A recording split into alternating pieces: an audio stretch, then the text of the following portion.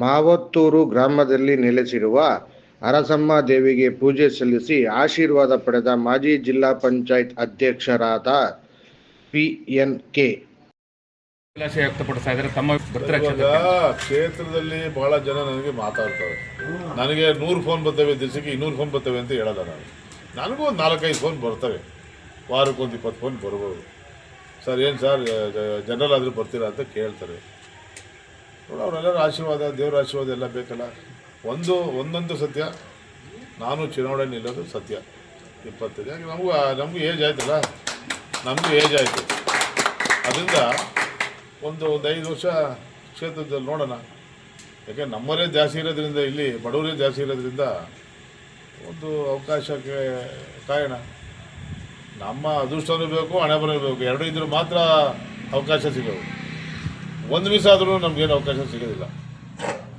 100% next ಚುನಾವಣೆಯಲ್ಲಿ ನಾನಿಲ್ಲಿ ಜನಗಳ ಮುಂದೆ ಹೋಗ್ತಕ್ಕಂಥ ಕೆಲಸವನ್ನು ಮಾಡ್ತೀನಿ. ಈಗ ಇಲ್ಲಿ ವೆಚ್ಚ ಆದರೆ ದೇವಸ್ಥಾನ ಮಾಡಬೇಕು ಅಂತ ಹೇಳಿ ಬಂದಿದ್ದೀನಿ. ಈಗ ಊರಿನ ಜನ ಎಷ್ಟಾದ್ರೂ ಪರವಾಗಿಲ್ಲ, ನಮ್ಮ ತಂದೆ ತಾಯಿ ಅವರೆಲ್ಲ ಇದನ್ನೆಲ್ಲ ತಗೊಂಡು ಇದೆಲ್ಲ ದೇವಸ್ಥಾನಕ್ಕೆ ಅದೆಲ್ಲ ಸ್ವಲ್ಪ ಅವಾಗೆಲ್ಲ ನಾವು ಸಹಾಯ ಮಾಡಿದ್ದೀವಿ. ಈ ಊರಿನ ಜನದ ಆಸೆ ಏನೋ ಒಂದು ಸಮುದಾಯ ಭವನ ಕೊಟ್ಬಿಡಿ ಸರ್. ಅಷ್ಟೇ ನೀವು ಹೆಂಗೆ ಮಾಡಿರೋ ಒಂದು 500 ಜನ ಫಂಕ್ಷನ್ ಮಾಡ್ಬೋದು, ಒಂದು ಮದುವೆ ನಾಮಕರಣ ಅಂತ ಮಾಡ್ಬೋದು.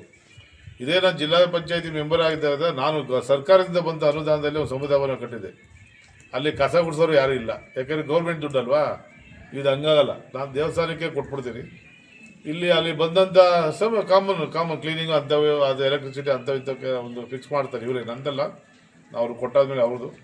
ಈ ಊರಿನವ್ರು ಯಾರು ಪ್ರಮುಖರು ಯಾರು ಅದನ್ನು ಉಸ್ತುವಾರಿ ತಗೊಂಡು ಅದನ್ನು ಭಾಳಷ್ಟು ವರ್ಷಗಳ ಕಾಲ ಅದನ್ನು ಚೆನ್ನಾಗಿ ನೋಡ್ಕೊಳ್ಳೋಂಥದ್ದು ಈ ಊರಿನ ಜನದ ಕೆಲಸ. ಅದು ನಾನು ಅವ್ರ ಜೊತೆ ಇರ್ತೀನಿ, ಆದರೆ ಸಂಬಂಧ ಎಲ್ಲ ಸಮುದಾಯ ಉಸ್ತುವಾರಿ ಎಲ್ಲ ಅವ್ರದ್ದೇ.